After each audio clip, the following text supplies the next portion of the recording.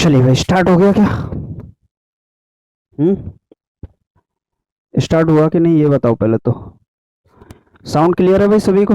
आवाज आ रही है? क्लियर है साउंड? ठीक। ये ठीक है। नमस्कार साथियों, स्वागत है आप सभी का आपके अपने YouTube चैनल सरकारी भारत में।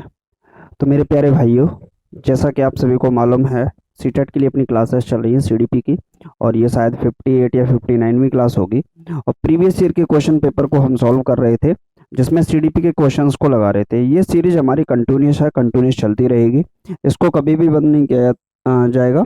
बहुत सारे स्टूडेंट बोल रहे थे सर ये क्लास बंद हो जाएगी या नहीं होगी, तो क्या होगा? तो ये क्लास आपकी कंटिन्यूस रहेगी, चलती रहेगी, ये क्लास बंद नहीं होगी। सीटेट दिसंबर में भी 2023 में होगा, 24 में भी होगा, 25 में भी होगा। तो ये तो बात पक्की है कि सीटेट का एग्जामिनेशन तो आपका चलता ही रहेगा।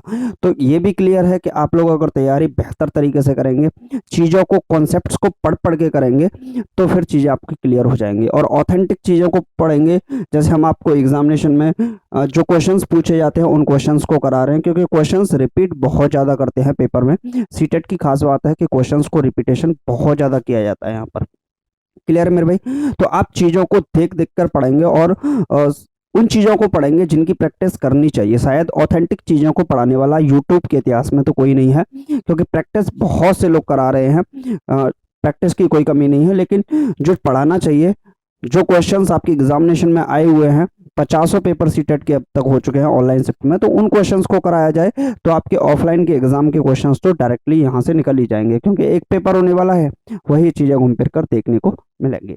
तो चलिए स्टार्ट करते हैं, और समय बर्बाद बिल्कुल नहीं करेंगे। तो पहला क्वेश्चन आपकी स्क्रीन पर है, लेव वाइगोस्की के अनुसार भाषा। देखिए, भाषा की बात की गई है लेव वाइगोस्की के अनुसार। तो लेव वाइगोस्की के अनुसार जो भाषा है उसके बारे में दो तीन बातें हैं, मैं आपको बता देता हूँ। इनके द्वारा बोला गया था कि जो भाषा है, पहले भाषा आती है, बाद में बच्चे के विचार आता है। तो इनके द्वारा ये बात बोली गई थी कि पहले बच्चा लैंग्वेज सीखता है, उसके बाद उसका अधिगम होता है, या फिर उसके अंतर्गत विचार आते हैं। पहली बात तो ये बोली थी। दूसरा बात इन्होंने लेव वाइगोस्की साहब ने बोला था, इन्होंने सामाजिक सांस्कृतिक विकास का सिद्धांत दिया था कि बच्चे समाज के द्वारा, संस्कृति के द्वारा, अपनी पृष्ठभूमि के द्वारा और उसकी संस्कृति का, परिवेश का, पर्यावरण का बहुत ज्यादा रोल देखने को मिलता है। तो इन्होंने बोला था कि भाषा और चिंतन शुरुआत में अलग अलग होते हैं, लेकिन बाद में ये एक साथ हो जाते हैं। इनके द्वारा बोली गया था कि भाषा और चिंतन शुरुआत में अलग अलग होते हैं और बाद में ये एक हो जाते हैं। भाषा अलग है पार्ट है, चिंतन अलग पार्ट है। तो लैंग्वेज और थिंकिंग के बारे में ये बात बोली गई थी।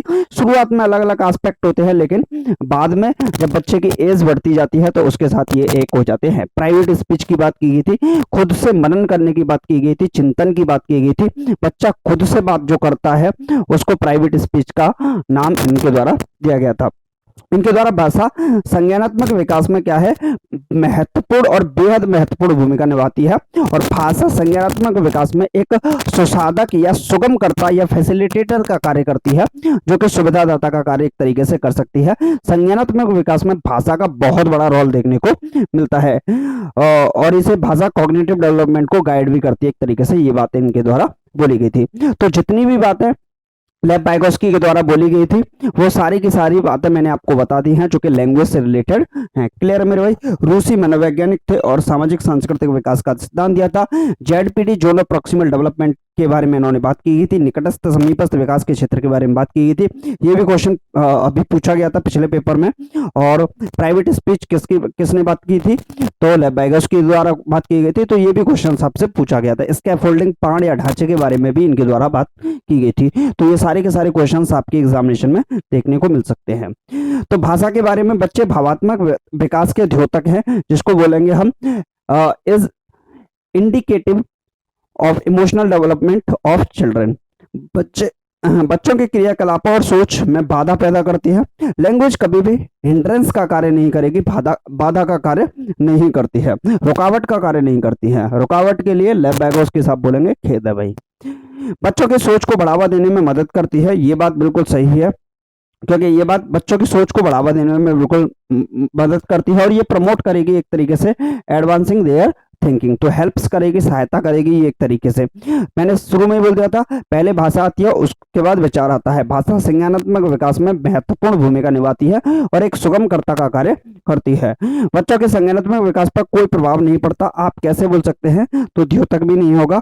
आपका जो आंसर हो जाएगा थर्ड ऑप्शन इस सवाल का राइट आंसर हो जाएगा। तो अगर आप कंप्लीट एक्सप्लेनेशन इस तरीके से करके जाएंगे ना, तो एग्जाम में चाहे क्वेश्चन कहीं से भी आ जाए, किसी भी प्रकार का आ जाए, आप लोग वहां पर उसको उड़ा दोगे।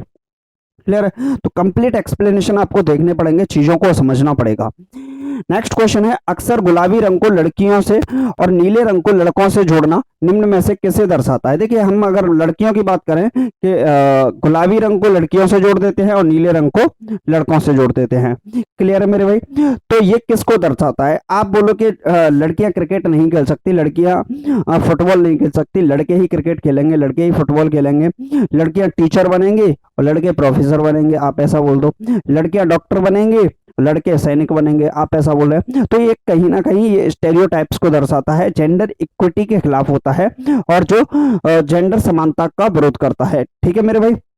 तो सकारात्मकता विविधता कुछ नहीं होगा, ये जेंडर रूढ़िवादिता होती है जो हमारी परंपराएं चली आ रही हैं। कुछ नियम ऐसे होते हैं जो जिनमें परिवर्तन करना आवश्यक होता है, समय के साथ परिवर्तन बहुत ज्यादा आवश्यक होता है। तो क्लियर है मेरे भाई? तो थर्ड ऑप्शन जो जेंडर रूढ़िवादिता है, ये रूढ़िवादिता हमारे समाज के द्वारा, संस्कृति के द्वारा बनाई गई होती है, समाज के द्वारा निर्मित संरचना ये होती है। क्लियर है?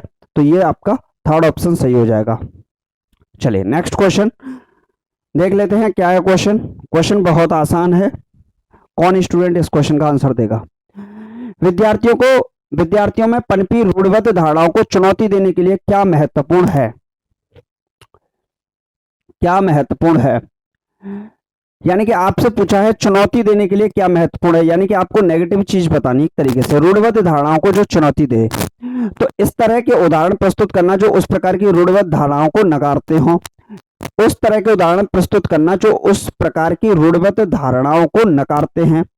इस प्रकार की रूढ़िवाद धारणाओं को पोषित करने वाली पुस्तकें या फिल्मों का प्रावधान करना। आप क्या कर रहे हो? पोषित करने वाली, ये वर्ड आपका आंसर को गलत कर देगा। यहाँ पर जो रूढ़िवाद धारणा है उनको पोषित करने वाली जो फिल्में हैं, चित्र हैं, पुस्तकें हैं, उनका अगर आप प्रावधान कर रहे हो तो कहीं ना कहीं आप उनको बढ़ावा दे रहे हो, ना कि चुनौती का कार्य कर रहे हो। प्रभावशाली समूह से आने वाले विद्यार्थियों के दृष्टिकोण को ही महत्व देना, को ही अगर दिख जाए तो ये मान लीजिए मिस्टेक कर देगा आपको। ठीक है? विविधता और व्यक्तिगत विभिन्नता से संबंधित चर्चा से बचना, अगर आप बचने की कोशिश कर रहे हो तो कहां आप चुनौती देने की काम कर रहे हो। तो इस तरह के उदाहरण प्रस्तुत करना जो उस प्रकार की रूढ़िवाद धारणाओं को नकारते हो, मतलब जो रूढ़िवाद धारणाएं बनाई हुई हैं उनके ऊपर प्रश्न चिन्ह लगाते हो, इस प्रकार के हमें क्या करने पड़ेंगे? उदाहरण प्रस्तुत करने पड़ेंगे। तो एग्जाम्पल्स आपको दिखाने पड़ेंगे। अब आप बोलोगे कि एग्जाम्पल्स ऐसे क्या है, तो मैं आपको बताता हूँ।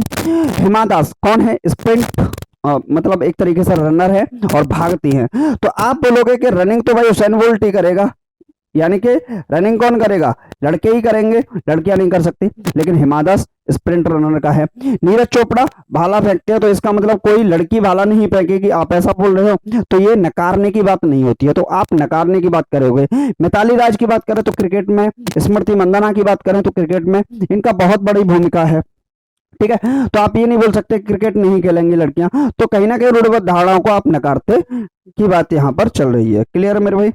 चलिए नेक्स्ट क्वेश्चन देख लेते हैं, और ये क्वेश्चन थोड़ा बड़ा है लेकिन बहुत ज्यादा आसान है मेरे भाई। इस क्वेश्चन को बहुत ज्यादा आसान क्वेश्चन पूछा गया है। नेक्स्ट है, एक अध्यापिका कक्षा सत्र खत्म हो जाने के बाद अपने विद्यार्थियों को अपनी कक्षा के सर्वाधिक भ्रमित करने वाले पहलुओं या सर्वाधिक महत्वपूर्ण बिंदुओं के बारे में लिखने के लिए कहती है, जिससे कि वह यह समझ सके कि विद्यार्थियों ने क्या ग्रहण किया है और वह अपने अध्याय के अगले चरण के बारे में विचार कर सके। अध्यापिका द्वारा यहाँ किस प्रकार के आकलन का इस्तेमाल किया जा रहा है? बहुत ज्यादा प्रश्न है, इंपोर्टेंट है, और इसके बारे में मैं थोड़ा सा आपको बताऊंगा, अभी कंप्लीट सॉल्यूशन आपको दूंगा। एक अध्यापिका कक्षा सत्र खत्म हो जाने के बाद अपने विद्यार्थियों को अपनी कक्षा के सर्वाधिक भ्रमित करने वाले पहलुओं, सर्वाधिक महत्वपूर्ण बिंदुओं के बारे में लिखने के लिए कहती है। यानी कि कहीं ना कहीं जो सर्वाधिक जो भ्रमित करने वाले एस्पेक्ट हैं, पहलू हैं और सर्वाधिक महत्वपूर्ण जो बिंदु हैं उनके बारे में लिखने के लिए कहती है, यानी कि उनको एक्टिव करने की कोशिश करती है, जिससे वह ये समझ सके कि विद्यार्थियों में क्या ग्रहण किया है। इससे इसको क्या पता चल जाएगा, स्टूडेंट ने क्या ग्रहण क्या है। यानी कि अगर बात करें तो ये एक तरीके से ड्यूरिंग द स्टडी आपका आकलन हो रहा है, ड्यूरिंग द स्टडी हम ऐसा बोल सकते हैं। आपका आकलन चल रहा है, क्लासरूम चल रही है, सतत रूप से एक तरीके से ये प्रक्रिया आपकी चल रही है और वह अपने अध्यापन के अगले चरण के बारे में, अब अगला चरण आ गया, यानी कि सतत प्रोसेस है, कॉन्टिन्यूस प्रोसेस है और ये चल रही है, विचार कर सके अध्यापक द्वारा यहाँ किस प्रकार के आकलन का इस्तेमाल किया जा रहा है। तो इस प्रकार के आकलन को मेरे भाई रचनात्मक आकलन कहते हैं, इसको हम बोलते हैं फॉर्मेटिव असेसमेंट। आप क्लासरूम के अंतर्गत ही जब आपकी क्लास चल रही है उसी समय पर अगर आप ऐसा कर रहे हैं तो कहीं ना कहीं क्या है, ये आपका ड्यूरिंग द स्टडी होता है, इसी को हम बोलते हैं फॉर्मेटिव असेसमेंट के नाम से जानते हैं, रचनात्मक आकलन आप इसको कह सकते हैं। दूसरा होता है समेटिव असेसमेंट। समेटिव असेसमेंट जो होता है मेरे भाई इसको बोलते हैं योगात्मक आकलन। ये एंड ऑफ द ईयर लिया जाता है, यानी कि अंत में ये जो आपके टेस्ट वगैरह लिए जाते हैं उनके बारे में बात करता है। डिसकंटिन्यूअस आकलन आपका असेसमेंट नहीं होगा, रूब्रिक्स की वगैरह की यहाँ कोई बात नहीं है, तो आपका जो ऑप्शन सही होगा वो क्या होगा, फर्स्ट ऑप्शन इस सवाल का राइट आंसर हो जाएगा। क्लियर है मेरे भाई, चलिए नेक्स्ट क्वेश्चन, क्वेश्चन नंबर 15 आपकी स्क्रीन पर है, लगाइए राइट आंसर क्या होगा। क्वेश्चन है शिक्षार्थियों में समालोचनात्मक चिंतन, क्रिटिकल थिंकिंग को समुन्नत करने के लिए यानी बढ़ावा देने के लिए अध्यापक को विद्यार्थियों को किस बात के लिए प्रोत्साहित करना चाहिए। आपसे जो क्वेश्चन पूछा गया है मेरे भाई वो पॉजिटिव आंसर पूछा गया है, यानी कि आप नेगेटिव को हटा दीजिए। आप इस क्वेश्चन को ना भी पढ़ें तो भी आप इसका आंसर लगा सकते हैं। कैसे, कंटस्थ करना आपका एक नेगेटिव वर्ड है, आपसे पॉजिटिव आंसर पूछने की कोशिश की है। नकल करना, ज्यों का त्यों करना, पॉजिटिव आंसर पूछने की कोशिश की है, ये एक नेगेटिव वर्ड है, आप ऐसे हटा सकते हो। ठीक है, साझा न करना, अलग होकर काम करने के लिए कहना, तो एक तरीके से नेगेटिव वर्ड है, आपको क्वेश्चन को पढ़ने की जरूरत भी नहीं है, आप अपना आंसर डायरेक्टली भी लगा सकते हैं। तो अपने सहपाठियों द्वारा साझा किए गए बहुविध दृष्टिकोणों पर विचार विमर्श करने के लिए कहना, ये एक पॉजिटिव आंसर होगा। तो इस तरीके से भी आप आंसर अपना लगा सकते हैं। क्लियर है मेरे भाई, चलिए नेक्स्ट क्वेश्चन आपकी स्क्रीन पर है और ये क्वेश्चन है स्टेटमेंट एंड कंक्लूजन से रिलेटेड। स्टेटमेंट रीजन का क्वेश्चन है, बहुत ज्यादा पूछा जाता है मेरे भाई ये क्वेश्चन। क्वेश्चन है किसी संप्रत्यय पर चर्चा करते समय अध्यापिका को विभिन्न परिवेशों से संबंधित उदाहरण देने चाहिए। बात बिल्कुल सही है, किसी भी कॉन्सेप्ट पर बात चल रही है, डिस्कशन चल रहा है किसी भी कॉन्सेप्ट पर, तो टीचर को क्या करना चाहिए, उसके परिवेश से जुड़े, उसके एटमॉस्फेयर से जुड़े पहलुओं को, एस्पेक्ट को देखना चाहिए और उनके आधार पर उनको जोड़ने के लिए कहना चाहिए, मतलब संबंधित उदाहरणों से जोड़ने के लिए कहना चाहिए। एक तरीके से अगर जोड़ जोड़ के पढ़ाती है, एटमॉस्फेयर से रिलेटेड क्वेश्चंस को कराती है, तो टीचर बहुत ज्यादा बेहतर मानी जाएगी। आप अगर बात कर रहे हैं मेरे भाई, कहीं ना कहीं आप सिलेंडर की बात कर रहे हैं, आप मान लीजिए सिलेंडर पढ़ा रहे हैं मैथमेटिक्स के अंतर्गत, क्लियर है मेरे भाई। तो ये सिलेंडर है आपका, ये इसकी रेडियस हो गई, ये है इसकी हाइट हो गई। तो आप सिलेंडर को पढ़ा रहे हैं, तो सिलेंडर के बारे में आप बोल सकते हो घर में जो फूंकनी होती है आग जलाने वाली, अभी तो नहीं हुआ करती लेकिन होती भी है गांव वगैरह में, तो मैं भी गांव का हूं, तो है, हमने तो देखी है भाई और अब भी है। और सिलेंडर की बात करें तो आप यहाँ पेन को बोल सकते हैं, ये सिलेंडर का एक फॉर्मेट होगा। तो ये सारी चीजों को अगर आप पेज से मोड़ के बताते हैं कि ये सिलेंडर है, पेड़ का जो बीच वाला हिस्सा होता है, तने वाला हिस्सा होता है, स्टेम जो होती है, वो एक सिलेंडर का फॉर्मेट होती है। तो ऐसे टीचर्स अगर कनेक्टेड करके चीजों को पढ़ाती है तो कहने का मतलब वो क्या है, बेहतर तरीके से पढ़ाएगी और ये बात बिल्कुल सही है। रीजन क्या है कि अधिगम कक्षा शिक्षा के साथ एक जुड़ाव की भावना विकसित कर पाते हैं, क्योंकि अगर चीजों को कनेक्ट करते हो तो अधिगम करता यानी कि जो बच्चे हैं वो भी क्या करेंगे, चीजों को कनेक्ट कर करके पढ़ पाएंगे और समझ पाएंगे। सामाजिक सांस्कृतिक परिवेश से संबंधित उदाहरणों और अनुभवों पर चर्चा में शामिल किया जाता है, बिल्कुल बात सही है और ये इसको सही तरीके से एक्सप्लेनेशन भी दे रहा है। तो ए और आर दोनों सही हैं, आर ए की सही व्याख्या करता है। क्लियर है मेरे भाई, तो बहुत आसान सवाल था, इसमें तो ज्यादा दिमाग लगाने की जरूरत ही नहीं थी। नेक्स्ट क्वेश्चन आपकी स्क्रीन पर है, लगाइए राइट आंसर क्या होगा। क्वेश्चन है मेरे भाई शिक्षा में समावेशन को किस प्रकार से समन्वित किया जा सकता है। आपसे पूछा है समावेशन किस प्रकार से समन्वित किया जा सकता है, पॉजिटिव आंसर पूछा है, आप नेगेटिव को हटा सकते हो, ऐसे भी कर सकते हो सॉल्व। चलिए उल्टा पढ़ते हैं। सहयोग और संप्रेषण को निरुत्साहित करके आप प्रोत्साहित करेंगे समावेशन को समन्वित करने के लिए, बढ़ावा देने के लिए, तो प्रोत्साहित करेंगे ना कि निरुत्साहित। अगम्य पहुंच से बाहर आधारभूत ढांचा अविकल्पित करके, अगम्य पहुंच क्यों, अधिगम के लिए व्यवहारवादी उपागम का प्रयोग करके, अधिगम को सार्वभौमिक अविकल्प डिजाइन के क्रियान्वयन द्वारा शिक्षा के समावेशन में किस प्रकार का समन्वित किया जा सकता है। तो चलिए इस क्वेश्चन को मैं अभी रोकता हूं थोड़ी देर के लिए, देखते हैं फिर इसका आंसर क्या होगा। तब तक मैं 2 क्वेश्चन और आपको करा देता हूं। चलिए क्वेश्चन नंबर 17 है ना, ठीक, 17 क्या है। चलिए नेक्स्ट क्वेश्चन है, निम्नलिखित में से कौन सी विकलांगता मुख्य रूप से सामाजिक अंतःक्रिया और संप्रेषण की कठिनाई से संबंधित होती है। तो यहाँ पर गुणज वैकल्य की बात करें तो जो गणितीय संक्रियाओं पर आधारित होती है, पढ़ने लिखने में जो समस्या आती है पठन वैकल्य होगा। अवधान न्यूनता अतिक्रिया शीलता विकार, ADHD hyper attention deficit hyper activity disorder, इसमें बच्चे लंबे समय तक ध्यान नहीं लगा सकते, व्याकुल हो जाते हैं, आकुल हो जाते हैं। तो सामाजिक अंतःक्रिया और संप्रेषण में कठिनाई, तो ये किसका पार्ट होगा, ऑटिज्म का पार्ट होगा, जो कि सुलभता सही होगा। क्लियर है मेरे भाई। चलिए नेक्स्ट क्वेश्चन देख लेते हैं।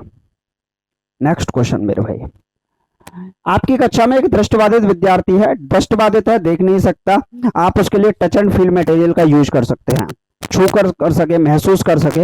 अनुदेशनात्मक अनुकूलन के रूप में आप किस उपागम को अपनाएंगे। तो दृश्यात्मक प्रस्तुतिकरण देंगे आप, रिप्रेजेंटेशन से कोई नहीं होगा, विजिबिलिटी उसकी है ही नहीं, तो रिप्रेजेंटेशन से कोई नहीं होगा, कुछ नहीं होगा। आप ऑडियो कैसेट्स वगैरह का यूज कर सकते हैं, विभिन्न प्रकार की स्पर्श सामग्री का इस्तेमाल करके, तो टच एंड फील मटेरियल का यूज कर सकते हैं। दृष्टिबाधित है, देख नहीं सकता, टच एंड फील तो कर सकता है, पहचान सकता है, और बाकी नीचे पढ़ने की जरूरत नहीं है। सेकंड ऑप्शन इसका सही हो गया। क्लियर है मेरे भाई। चलिए लास्ट क्वेश्चन है,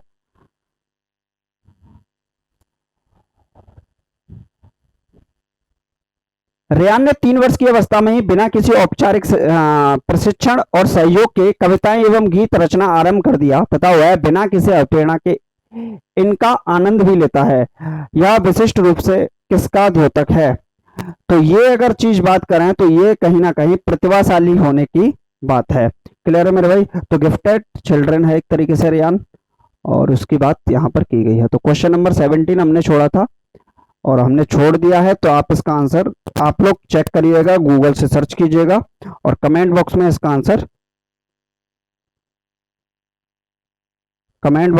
आंसर हमें छाप कर दीजिएगा। क्लियर है मेरे भाई। बाकी मिलते हैं नेक्स्ट वीडियो में फिर से ऐसे ही कुछ सेशंस के साथ, और चैनल को सब्सक्राइब कर लीजिएगा अगर आप टीचर बनना चाहते हैं और तैयारी कर रहे हैं बेहतर तरीके से। क्लियर है मेरे भाई। बाकी मिलते हैं नेक्स्ट वीडियो में। Thank you for watching this video. Subscribe वगैरह कर लीजिएगा, नोटिफिकेशन वगैरह मिलते हैं आपको, मिलते रहेंगे। Thank you for watching this video.